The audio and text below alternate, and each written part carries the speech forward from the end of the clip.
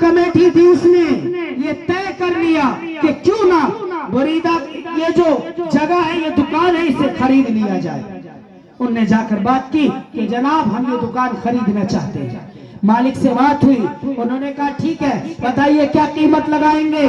کم سے کم 50-100 سال کا وقفہ گزر چکا تھا. 50-100 سال میں 25 لاکھ کی پراپرٹی 25 کروڑ سے بھی اوپر چلی گئی. اس نے اس کو خریدا, خریدنے کے بعد مسجد وسیع ہو گئی, لیکن اس نے اب وہ جو 25 کروڑ کی لاگت ملی اس سے ایک جگہ پر ایک بڑا فلیٹ خریدا اور وہاں 3-4 دکانیں خریدی. اب اس سے جتنا بھی منافع ہوتا رہا تمام غریبوں میں تقسیم ہوتا رہا. میرے پیاروں 150-200 سال کا وقفہ گزر گیا. سوچے آج تک منیرہ کو ثواب مل رہا. ایک عورت کی سوچ, چھوٹی سوچ سے اللہ نے اتنا بڑا کام لے لیا ہے. آج ہم اور آپ بھی اگر سوچ لیں تو کتنا بڑا کام ہوگا ہمارا. بات سمجھ میں آ رہی ہے یا نہیں آ رہی ہے؟ بات آ رہی ہے سمجھ میں یا میری بھاشا سمجھ میں نہیں آ رہی ہے؟ آ رہی ہے سمجھ میں. بہرحال اللہ کا کرم ہے کہ اللہ تبارک و تعالی نے ہمیں موقع دیا ہے اپنی زندگی کو سنوارنے کا. کل کے دن میں الحمدللہ ایک بچی رخصت ہو کر جائے گی, ایک گھر میں جائے گی, اس کی ایک نئی زندگی شروع ہوگی, اپنے شوہر کے ساتھ زندگی شروع ہوگی, اس کو کئی نصیحتیں ملیں گی. الحمدللہ میری مائیں بہنیں بھی ان باتوں کو سن رہی ہے. یاد رکھنا زندگی کا سرمایہ ہے کہ اگر اپنے شوہر کی قدر کر لے گی تو کل قیامت کے دن اللہ تبارک و تعالی اس کو جنت یوں ہی دے گا. اس لیے کہ بہت بڑا مرتبہ ہے, بس سمجھنے کی دیری ہے, ہم سمجھنے کے قابل ہو جائے.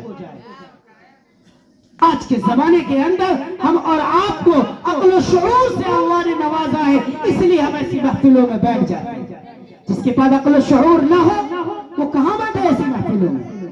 جس کے پاس عقل نہیں ہوتی تو وہ پتہ نہیں کیا سے کیا کرتا ہے.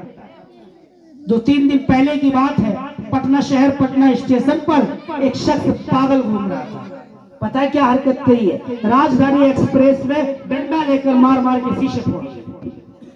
تو پاگل آدمی ہے, ایسی حرکتیں کرتا ہے, اسے کچھ نہیں پتا, وہ کر رہا ہے حرکتیں. مگر میرے پیاروں اللہ نے ہمیں عقل و شعور سے نوازا ہے, تبھی ہم ایسی جگہ بیٹھتے گئے اور سمجھتے گئے. اللہ سے دعا کرے یا الہ العالمین ہمیں اپنے عقل شعور پہ قائم اور دائم رکھے تاکہ ہم سمجھتے رہیں اور اپنے آپ میں عمل کرتے. اگر ایسا معاملہ ہماری زندگی میں برقرار رہے گا تو ہماری زندگی ہمارے آگے تک قائم و دائم رہے گی. بہرحال وقت بہت لمبا جا رہا ہے اور آگے بھی کوئی نہ کوئی رسم ہوگی گھر کے اندر, اس کو بھی نبھانا ہے. مہندی کی رسم ہوگی, خوشیوں کی دن ہے. بس صرف اتنی بات یہاں میں نے کہی ہے, اس بات کو اپنے ذہن کے اندر اپنے کان کے اندر رکھنی ہے کہ انشاءاللہ خرافات پہ قدم نہیں رکھیں گے. جو جائز مقاصد ہے جس طریقے سے اس طریقے سے ادا کریں گے خوشیوں میں. اللہ ہم سب کو کہنے سننے سے زیادہ عمل کی توفیق نصیب فرمائے. وآخر دعوانا الحمدللہ رب العالمین. اب میں مفتی صاحب سے درخواست کرتا ہوں کہ آیا